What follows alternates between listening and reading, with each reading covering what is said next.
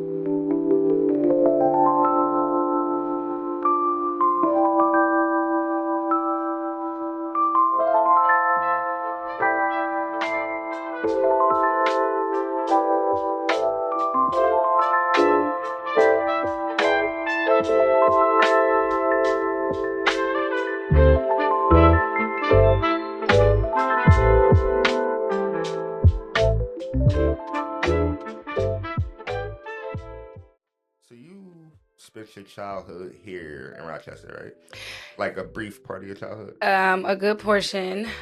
I lived here until 5th grade, and then we moved to Philly. You moved to Philly. Mm-hmm. And you did 5th through high school? Yeah. In Philly? So like half and half. And then you went to DC for college. And then New York City for grad school. I bounced. And then back here, or? Yes, from Brooklyn, moved back to Rochester for what I thought was going to be 2 weeks. Yeah. And I'm now on going on year 5. You wouldn't believe how many people I talk to that say, "Oh yeah, I just thought I was gonna be here for a month or a year." And, I've been here 10 years, 15 years, stuff like that. It's insane. It's insane. Was not the plan. I'm interested with all that bouncing around and how you've been able to hold on to connections and friendships throughout all that moving. How's that process been for you? Well, it has not been easy. Maintaining the relationships that I developed in different cities. I'm not a phone person. Like, I am not somebody that wants to sit on the phone and talk all the time. And when you're not like down the street from your friend, you rely on the phone to communicate. So I have to say I have not been the best with maintaining those long distance relationships. Yeah, it's like once I move to a new city, not that I forget about my friends, I'm always here. But yeah, maintaining the relationships have been difficult. And I always have to tell my friends, like, listen, if you need me, I'm there. Yeah. But please don't expect to hear from me every week. That's just not what works for me. But the good thing is the relationships have always been so solid that even if I don't talk to my friends for like months at a time, when we do talk on the phone, we pick up right where we left off. Yeah. So it's never, any hard feelings like, whoa. But yeah, maintaining long distance relationships, especially with me being so used to having to move and adjust, has just not been my strong point. I mean, I have to imagine it'd be hard for anybody. I bounce around a few times too, from city to city. What do you think? What do you consider a friend?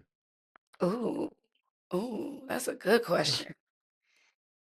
Oh, um, I consider a friend to be someone that takes the time to get to know you and vice versa, that you can call on, in a time of need, a friend that allows, someone that allows you to grow, someone that allows you to make mistakes, someone that you can do life with.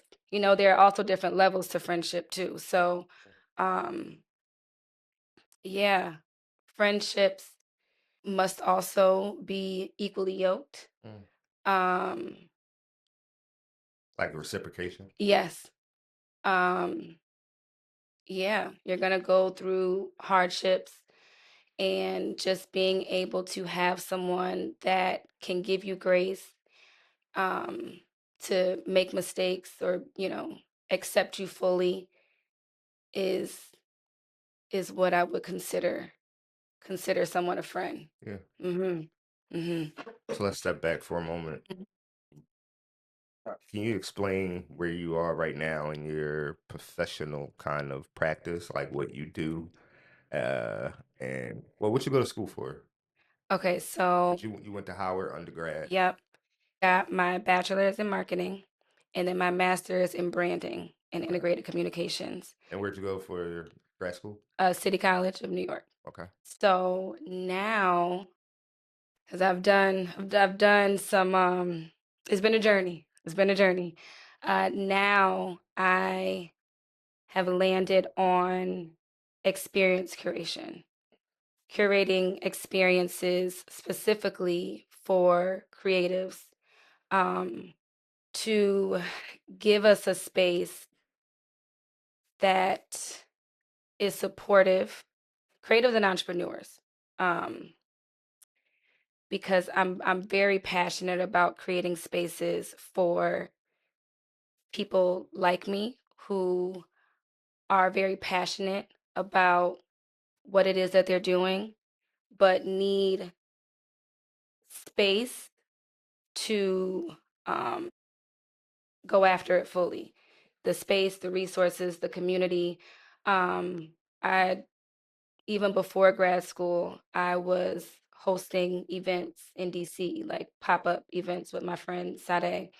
And we did a pop-up shop tour, did one in Miami, DC, and New York. And that was the whole purpose of that was to provide a space for entrepreneurs and creatives to be able to get in front of their audience. Um, so that has always been the core of my passion. And then I kind of deviated with branding and, brand development. And I realized that that wasn't what I actually love to do. Grad school kind of trained me to believe that that's what I had to do to operate like as an agency and take on clients and be able to do the things. And then the more I did it, the more I realized I actually don't like doing this for others as much as I like doing it for myself, as much as I like building my own brand, as much as I like creating spaces myself um for my target audience. And so I have now landed back on yeah, creating those experiences.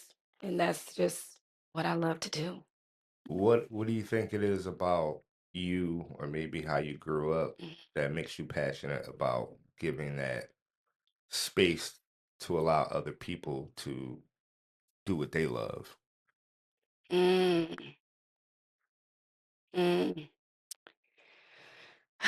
Now that okay, so because I moved around a lot, like even when I did live in Rochester, we moved around a lot. Like I don't know if I've ever really stayed in one home for longer than like 2 years, 2, 3 years. I switched schools a lot. Like even I also forgot to mention that when we did live in Rochester, we left for a year or two when Go to Alex was Miami. born to go to Miami. Forgot about that. Yeah. So I have always been just the new girl. Like I've always had to adjust. I've always had to adapt, and always had to make new friends. And so I think I just became good at, finding my groove wherever I landed because I had to in order to survive. Like I'm here, I have to be able to have friends. And so I've always carried that with me wherever I went. Um, and I understood the value and the importance of community, no matter where that lies, whether that's community with just like in a familial aspect, if it's community in, your friends, your creative pursuits, having that community to be able to rely on, relate to, has just always been important. And when I didn't have those spaces, I knew that I had to create them. And so I think just having to, yeah, be that person to always start over and build my tribe has allowed me to understand the importance to be able to do it for others. Mm. Mhm. So this idea of like space that you talk about Mhm. is less about, and you can correct me if I'm wrong, but is it less about physical space and more about the space that you share with other people Mhm. to do what you do? Because I know, and we'll get into like some of the curated events that you've done lately, but like, is that the idea more of like creating a space where there's community Yes. that can be Yeah. that can be cultivated? Yes. So for me, it's less about the fact that I'm just creating an experience that sounds fun or looks good. There always has to be some sort of value. And what I realized, I always knew this, but again, because that's just how I've always operated, but it was more, it was, what's the word I'm looking for? It became louder, for lack of a better term, once I actually started creating these spaces, how much people needed the community aspect of it. Mm. Like anytime, all of my like previous events, whenever someone leaves, they're like, I needed this. Like I needed community. I needed to people leave my, events with new friends and people that they consider now family or like because of the not so much of the experience itself, but of the people involved, the energy that's in the room, their ability to feel safe, their ability to feel seen, their ability to feel heard in those spaces. So yeah, it's definitely more about what people are getting out of it, and a lot of times that is the community aspect rather than just the physical, than me just actually putting together an experience because it looks good, it's fun. Like, no, you're gonna come and get something out of this. That's interesting for me because as a creative myself, sometimes I thrive in isolation, like in creating and like being kind of in my own bubble. And I'm wondering about the balance of, because I do enjoy community sometimes Yeah. in certain aspects of things I create. But then there are times when I just need to be locked in Oh, same. in my Oh, same. in my vault, Oh, same. without distraction or influence from anybody. I'm wondering what that balance looks like for you as the person throwing or cultivating the event. Do you need time afterwards to kind of just be by yourself? Do I? Do I need time? Oh my God. Okay, so this is so crazy how this conversation is coming into play because I literally just came off of my hermit mode Okay. hiatus. And so after I did the Creative Circle in January, which was a 4-week long event. We'll talk about it since you talk about it. Like what is that? So the Creative Circle was based off of what we do in our family. It is essentially a circle that is intended to provide support and resources and community for like-minded individuals. So every week I hosted a dinner at my house. I had a chef. My girl Sade came and cooked dinner for us every Sunday. We sat around the table and just talked about where we were at in our entrepreneurial or creative journey, gave resources and support and advice on how each person could further pursue whatever journey they were on.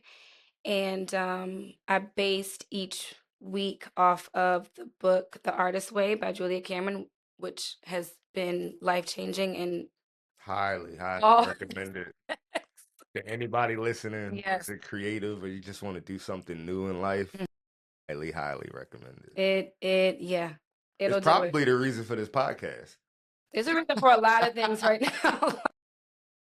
To be honest. Yeah, yeah. That book will like really encourage you to go after anything that you've ever thought about that you just were putting to the back burner, and then opens the gateway to new things that you weren't even thinking about. So after I did that series, I went into complete hermit mode. Like I did not want to talk. I was like depleted almost.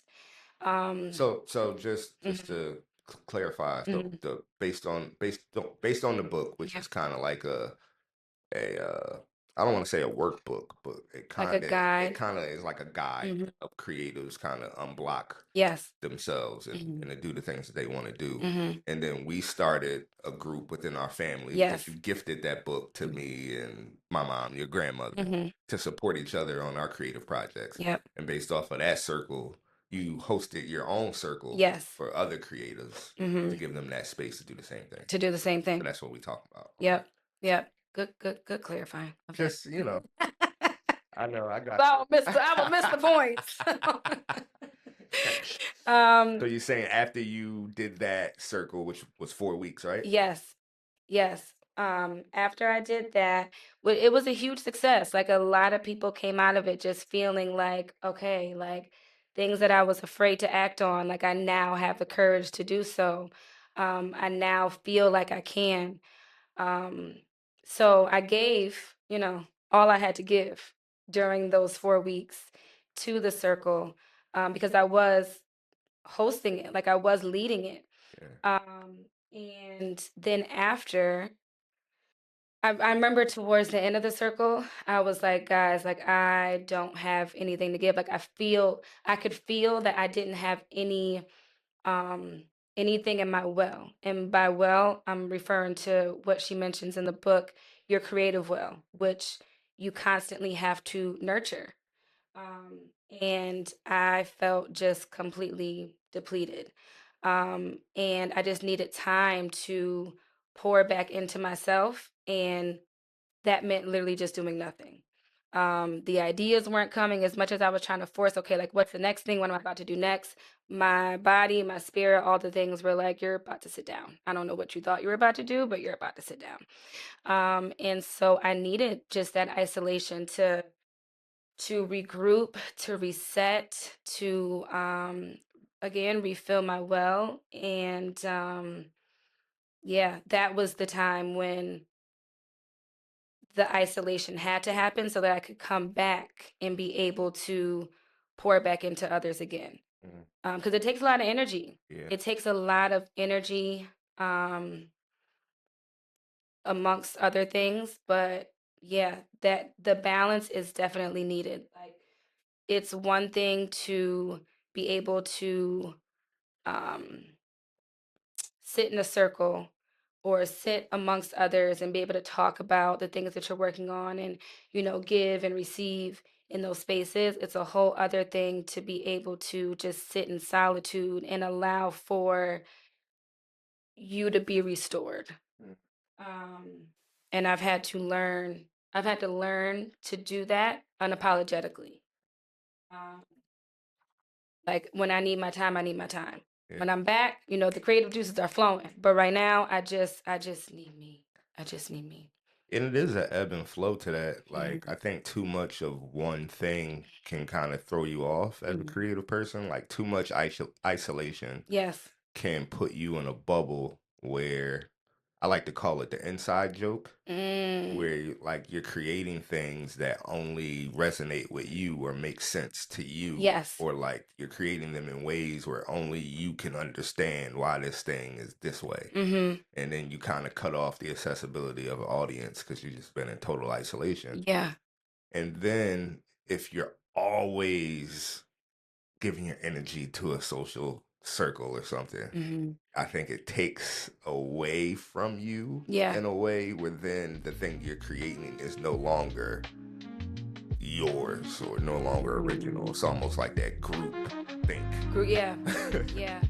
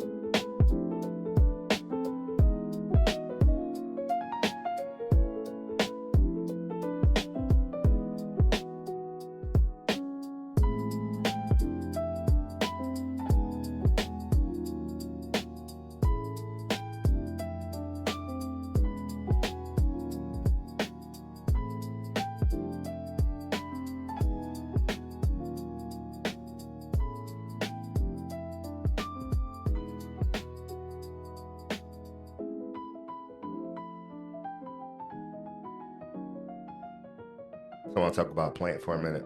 Okay. What's your history with plants? Oh God. Oh God. Okay, so I had a friend when I was living in Brooklyn. Her name was Margarita. She bought me my first plant. Really? Yes. That was the plant that we did for the first episode of this new season. Oh, that's so crazy. It's a lot of people's first plant because they say it's impossible to kill. It's so resilient. Yeah. It is the most resilient plant. I'm like, this was for me because I spent when I was living in, I think she got it and I probably stayed in Brooklyn for like a year, maybe less. In the entire time that I had the plant, it would not grow. Like I went to the plant store, I repotted it, like I did all the things, and I just, as resilient as she was, I just could not get her to grow. Brought her back home when I moved back home, gave her to grandma, and grandma grew her. Yeah, because her place is like the plant hospital. It's and I think because the plant was amongst other plants, it was able to like grow, and I don't have any other plants. I don't know what I'm doing. So like, I just think I was not doing right by my baby. Oh my God. And her name was Nyla. I just was not doing right by Nyla. And so I have her back in my possession. And we're learning each other. We're learning each other. And this is what I mean by like having to learn what works best for not just friends, but also for plants. Because every plant is different. Yeah. And even though my intention is to keep her alive, I'm not doing it in the way that she needs. And so I now was just recently gifted an aloe plant by grandma for my birthday. Okay. So I'm really excited about that. I watered her once so far because I know you're not supposed to overwater them. But yeah, I'm in a learning stage when it comes to plants. You have two now. I have two now. Okay. I have two plant babies. What's a good segue when you talked about how it got with grandma and it started to, because you think it was around other plants. The plant I want to talk about today is the Yarrow. It is a tough, drought-tolerant perennial featuring fern-like foliage and flat-top flower clusters. And just so everybody knows, I'm no plant expert. I have to do research on plants every time I pick them. So I'm with all of the listeners. We're learning together. But it thrives in full sun, well-drained soil. It's excellent for sunny gardens, borders, and pollinator habitats.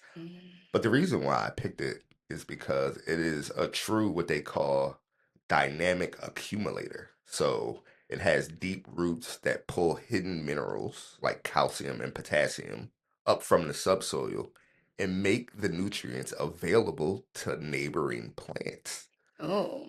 It is a very thoughtful little buddy. Yeah. In that garden, right? It's looking out for everybody around. Looking out for everybody. And I thought that was a good plant for this conversation because of what we just talked about and how you use your creative talents to help other creatives grow. And I think that is something that is needed right now. Yeah. It's a space that not everybody likes to occupy. Like, I think with the creator economy right now, there are a lot of people that prey on creators because I think that they know we are passionate and we want to see our ideas come to life. So there's almost like this economy of like making money off of people trying to get their dreams off the ground. And like every time I spot that, I'm like, I hate it. Yeah. It's like, they want you to pay for this or pay for that. And you can go viral for this. Or here's this library for that. Yeah. It's like you end up spending all of this money to get your dreams out and you're never in a space where it feels like that's returned all the time. And from observing the spaces that you created, they really do feel, I mean, people pay for them. Yeah.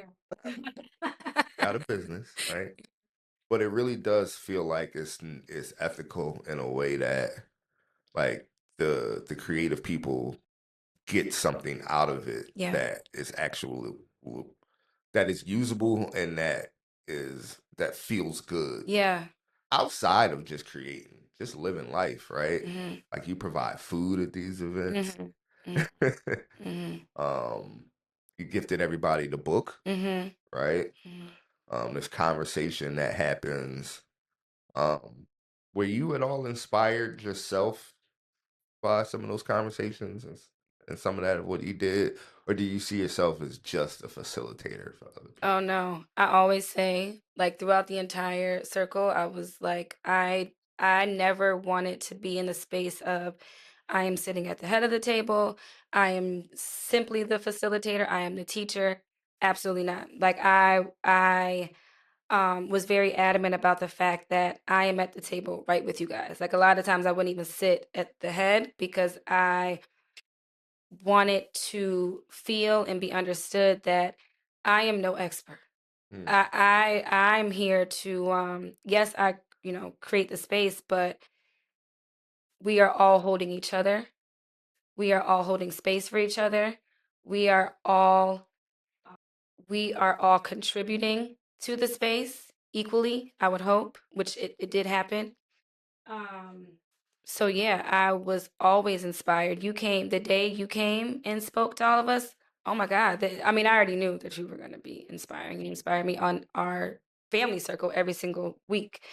And so, but yes, I was absolutely inspired by everyone sitting at the table. Like everyone was working on something or bringing something to the table that they were passionate about. And I am always inspired by people who are passionate.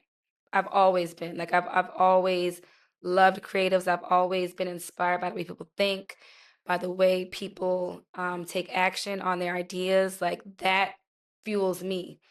Yeah. Absolutely. Yeah.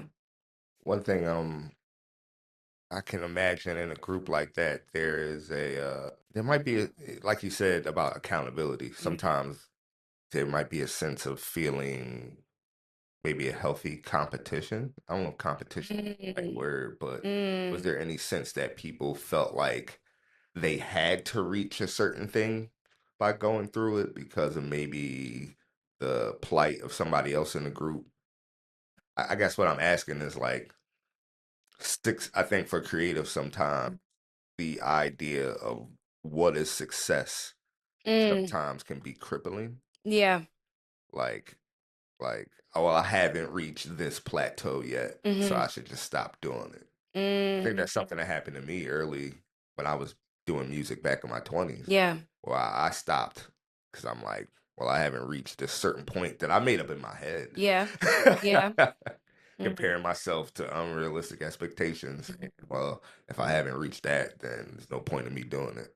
So I wonder how you deal with that yourself, and maybe how you've seen other people deal with like what is like end goals or like uh, the determination of what is successful coming out of this thing.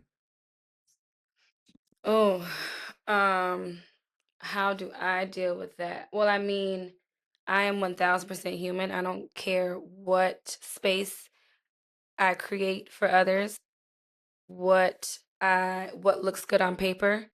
I am 1000% in the thick of it with everybody else, and I put a lot of pressure on myself a lot of the time. And so, yes, in my head, I absolutely should be further. Even to this day, I feel like, yes, I should be further. I should have, reached a space. I just had these thoughts not too long ago, like a week ago. So I am 1000% feeling it. Um, Especially, of course, because of things like social media and, we get in the highlight reels and all the things. We know that. But I also think it's just where I thought I'd be personally and professionally. Uh, so yeah, no, I definitely feel that. But in terms of, when we're in these circles or in these spaces, there's never that feeling, or at least not that I know of there being like oh, I should be further. I should have, or I should be in a certain space because I see the person next to me, going after the things. I think if anything, And healthy competition can really just mean being inspired. Yeah. Right. And so I take that back. I do think it was more of a thing of seeing the person next to you come to the table the next week with what they said they were going to do, and now you're like, oh yeah, no, I need to get on it. Yeah. Like I used to feel that all the time with you. Like when we did our family circle, I feel like every time, and not even I feel like, I know every time, because we were a lot more consistent back then. We were meeting like every week, every Friday, and every single Friday you were like on it. It was like, yes, I'm doing this, this opportunity just came up. Like, it was just like rolling. You were on a roll.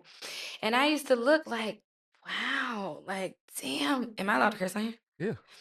I'm like, damn, like, he is really doing it. And it makes you want to get on it. Not just like, yes, I want to come to the table because I don't want my grandmother to ask me if I have a venue yet for the third time, for the third time in a week. I also see the person next to me going after it, and it shows me that these things are possible. Yeah. All I have to do is just like make one step, and then something else is going to happen. It kind of was just like a natural progression for you. It never felt like you were forcing it or like going super crazy. It was just like it was naturally unfolding. And so when you're able to see that, that inspires you and lets you know, hey, okay, I got this. This is possible. Let's do this. And that's, again, the power of community.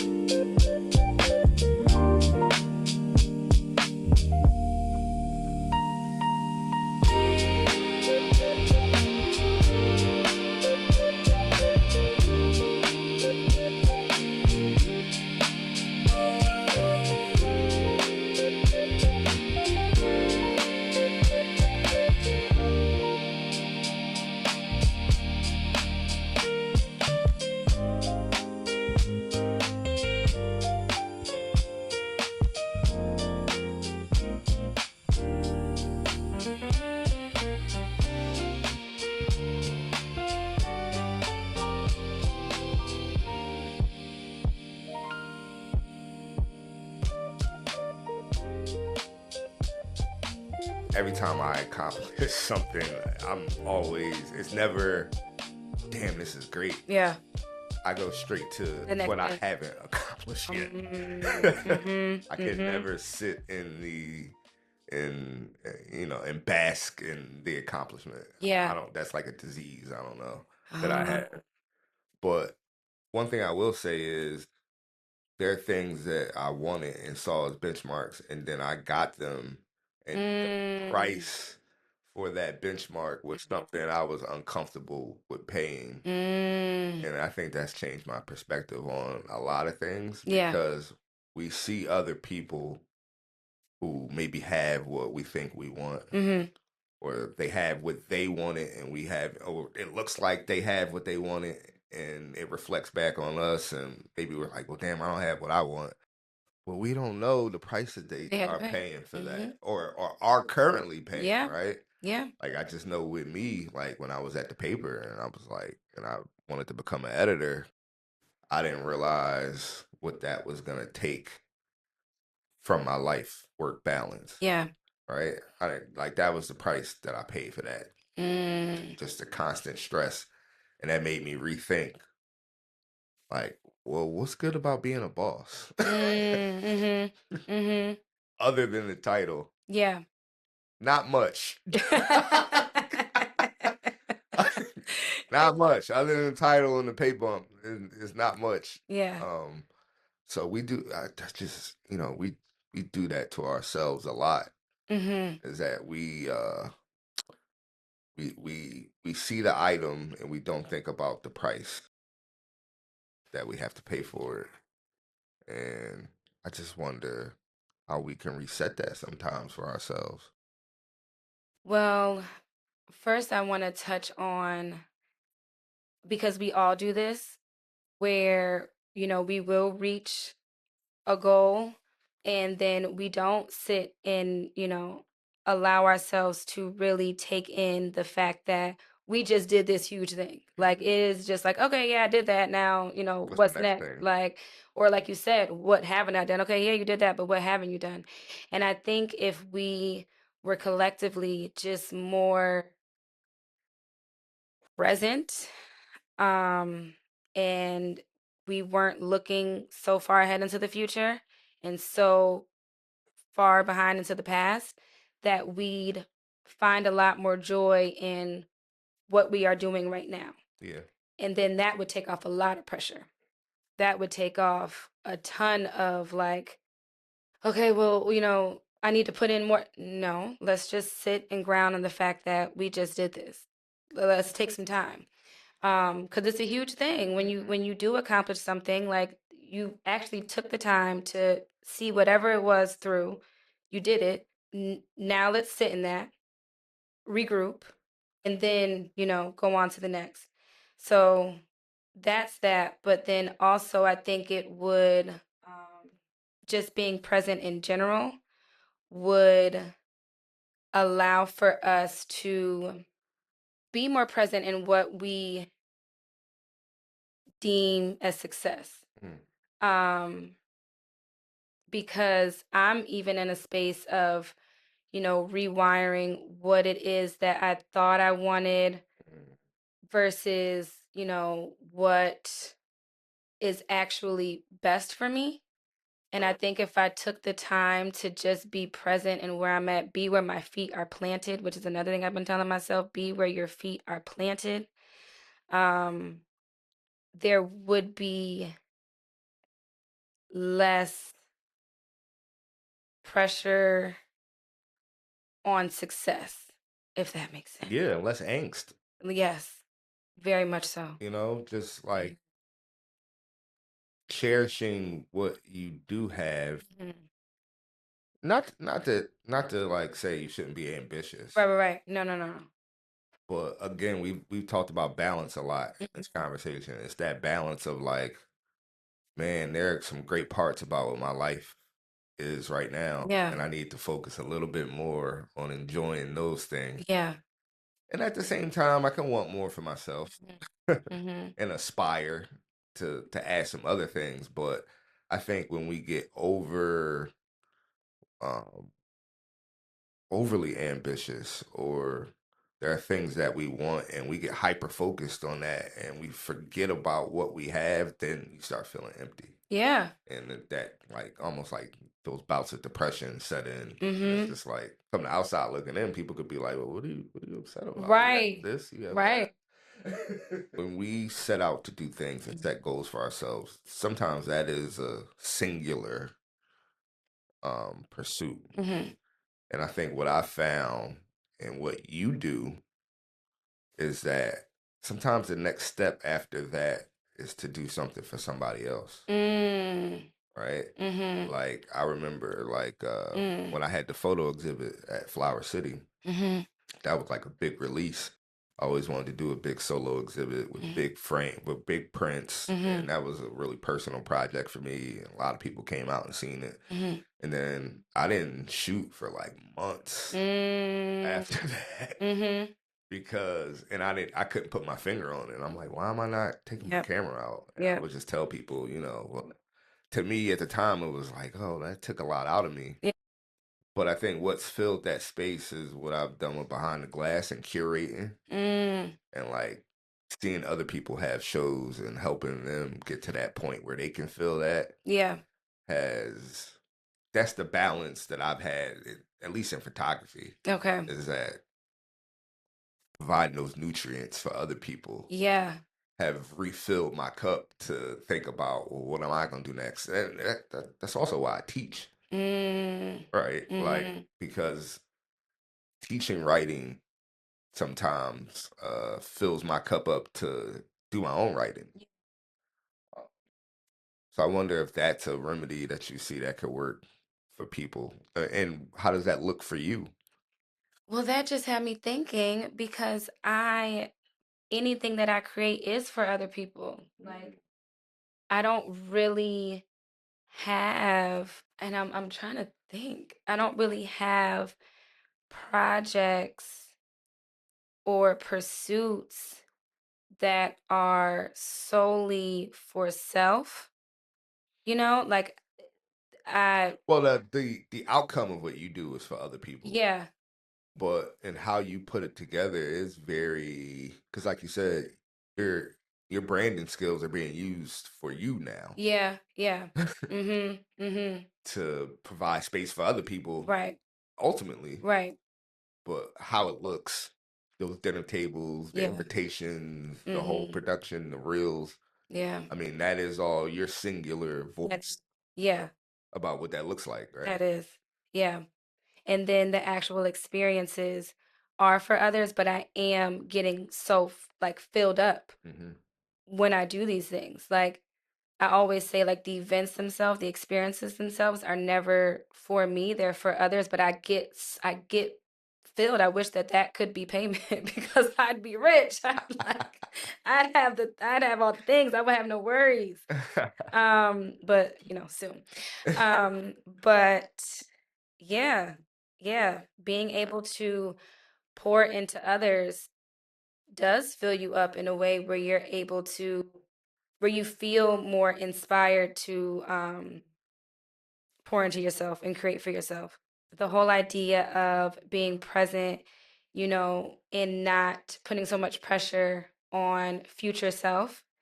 There's also the idea of if you are not present in the journey, if you are not happy in in the journey, you won't have it once you actually reach the thing that you're searching for, because again, you're now on to the next thing. Yeah.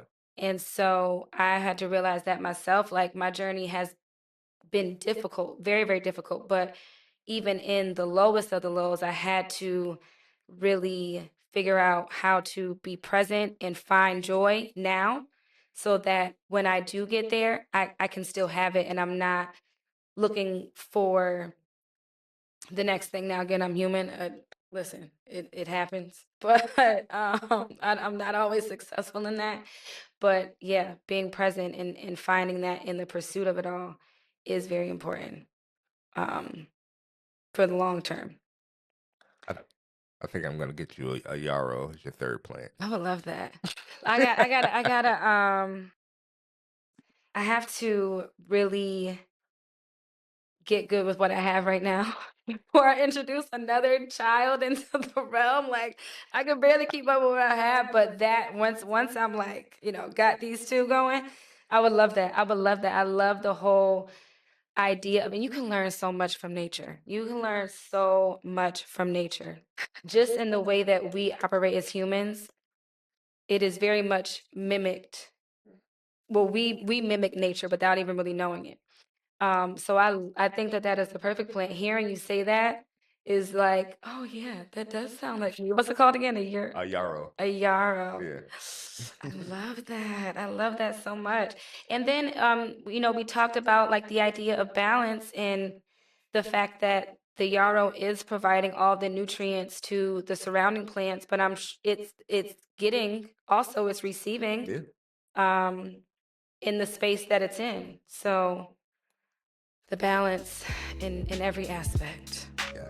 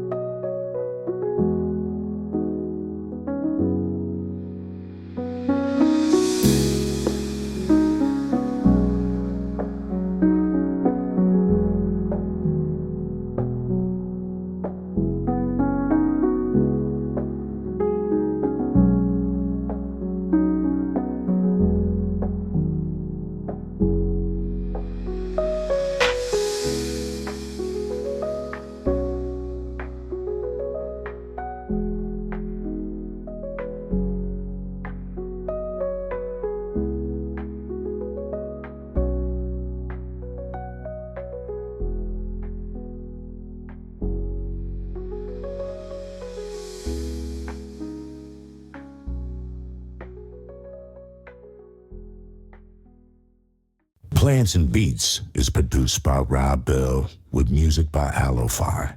Subscribe to stay updated and follow Rob Bell and Aloefi on social media. The information is in the show description. Peace and blessings. See you next week.